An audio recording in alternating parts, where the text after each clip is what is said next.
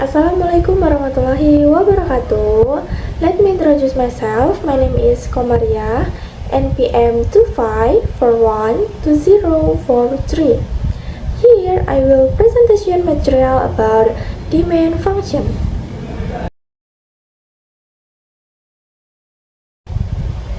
Nah, sekarang kita akan membahas materi tentang fungsi permintaan. Jadi, apa sih fungsi permintaan itu?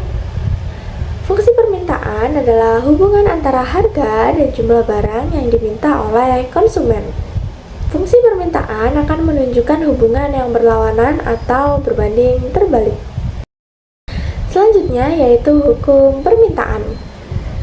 Adapun isinya yaitu apabila harga barang naik, maka permintaan akan menurun. Begitupun sebaliknya, jika harga turun, maka permintaan akan meningkat. Nah, artinya hubungan harga dan jumlah yang diminta bersifat negatif atau berbanding terbalik. Contohnya, saat harga ayam naik, maka orang membeli lebih sedikit ayam. Namun, kebalikannya, jika harga ayam turun, maka pembeli atau konsumen akan membeli lebih banyak ayam. Adapun faktor-faktor yang mempengaruhi permintaan. Yang pertama yaitu harga barang itu sendiri. Maksudnya, jika harga barang itu naik, maka permintaan akan menurun. Begitupun sebaliknya, jika harga turun, maka permintaan akan meningkat. Contohnya, jika harga beras naik, maka orang akan lebih sedikit untuk membeli beras. Yang kedua yaitu harga barang itu sendiri. Maksudnya yaitu adanya barang substitusi atau barang pengganti dan barang komplementer atau pelengkap. Contohnya, jika harga kopi naik, maka permintaan teh akan meningkat. Nah, hal tersebut menggambarkan adanya barang substitusi atau barang pengganti. Nah, yang ketiga yaitu besarnya pendapatan masyarakat. Maksudnya yaitu jika pendapatan masyarakat naik, maka mereka akan memiliki daya beli, sehingga permintaan akan meningkat. Contohnya, jika gaji seseorang naik, maka orang tersebut akan lebih sering makan di restoran. Nah, yang selanjutnya yaitu jumlah penduduk. Maksudnya, semakin banyak penduduk, maka semakin besar permintaan. Contohnya, terdapat suatu kota yang sangat padat penduduk, sehingga permintaan akan sembako akan meningkat. Nah, yang selanjutnya yaitu selera masyarakat. Maksudnya, jika suatu barang sedang tren atau sedang banyak disukai, maka permintaan akan barang tersebut akan meningkat. Contohnya, tren meminum minuman boba, sehingga banyak sekali orang yang ingin mencobanya, sehingga permintaan akan boba tersebut meningkat.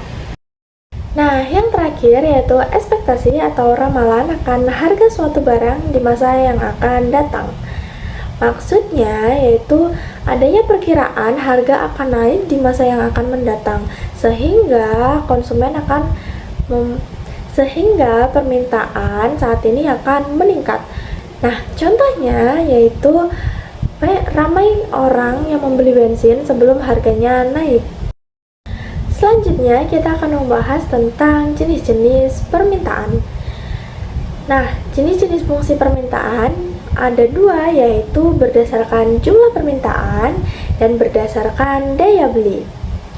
Yang pertama, kita akan membahas tentang berdasarkan jumlah permintaan. Nah, berdasarkan jumlah permintaan dibedakan menjadi dua, yaitu permintaan individu dan permintaan pasar. Kita bahas satu-satu yuk. Yang pertama, permintaan individu. Permintaan individu merupakan permintaan yang berasal dari perseorangan atau individu itu sendiri. Contohnya, permintaan seseorang terhadap jasa servis motor. Nah, selanjutnya yaitu permintaan pasar. Permintaan pasar merupakan permintaan yang berasal dari sejumlah individu atau sekelompok masyarakat terhadap suatu barang. Nah, yang selanjutnya kita akan membahas permintaan berdasarkan daya beli. Permintaan berdasarkan daya beli dibagi menjadi tiga, yaitu permintaan efektif, permintaan potensial, dan permintaan absolut. Yuk kita bahas satu persatu. Yang pertama yaitu permintaan efektif. Apa sih permintaan efektif itu? Jadi, permintaan efektif merupakan permintaan yang disertai dengan daya beli. Contohnya, seseorang ingin dan mampu untuk membeli sepatu seharga 500.000. Nah, yang kedua yaitu permintaan potensial. Apa sih permintaan potensial itu? Jadi, permintaan potensial yaitu suatu permintaan yang disertai dengan kemampuan membeli, namun orang tersebut tidak melakukan transaksi pembelian. Contohnya, seseorang ingin dan mampu untuk membeli sepatu seharga 200.000, namun ia tidak melakukan transaksi pembelian. Jadi dia mampu untuk membelinya, namun dia belum melakukan transaksi pembelian. Nah, yang terakhir yaitu permintaan absolut. Apa sih permintaan absolut itu?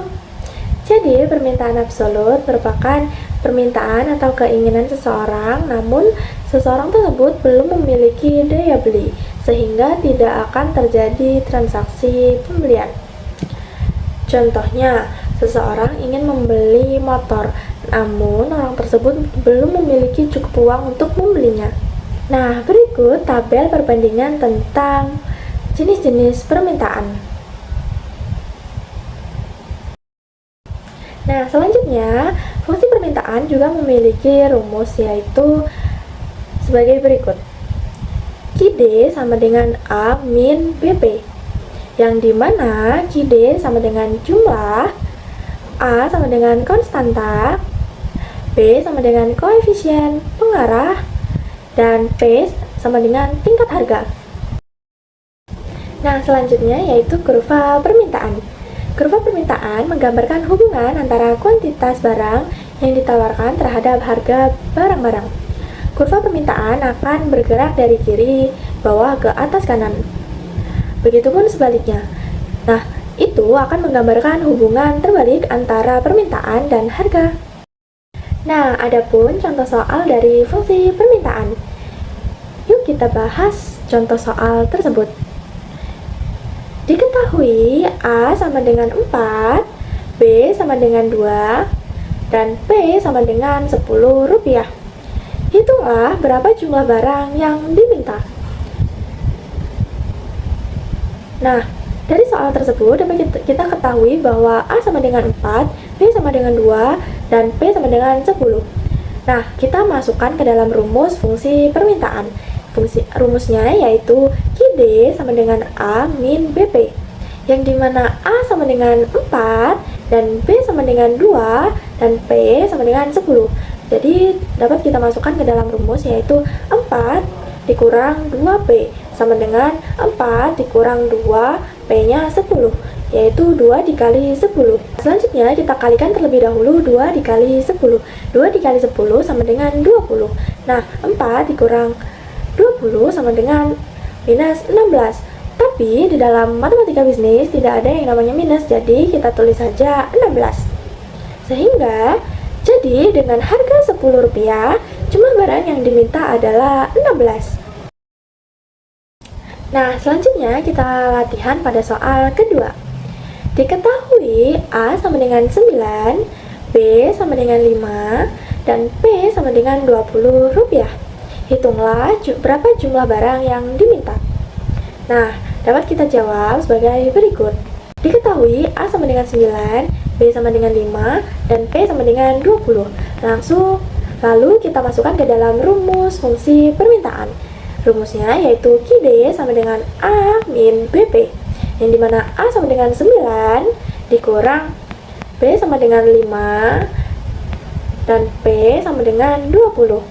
Sehingga dapat kita tulis 9 dikurang 5 P sama dengan 9 dikurang 5 dikali 20. Lalu kita kerjakan yang dikali dulu, sehingga 5 dikali 20 sama dengan 100. Lalu 9 dikurang 100 yaitu 91. Nah, kesimpulannya yaitu, jadi dengan harga Rp20, jumlah barang yang diminta adalah 91. Nah, berdasarkan materi tadi dapat kita simpulkan bahwa rumus fungsi permintaan erat kaitannya dengan jumlah barang atau jasa yang diminta dengan harganya. Nah, fungsi permintaan juga menunjukkan jumlah barang atau jasa dengan faktor lain yang mempengaruhinya. Nah, dalam ilmu ekonomi, permintaan menunjukkan hubungan antara jumlah komoditi yang ingin dijual produsen pada berbagai harga dan jumlah yang ingin dibeli konsumen. Nah, rumus permintaan biasa digunakan untuk menentukan harga. Nah, harga barang atau jasa ditentukan oleh permintaan di pasar. That is all my presentation about demand function. Thank you for your nice attention. I close. Wassalamualaikum warahmatullahi wabarakatuh.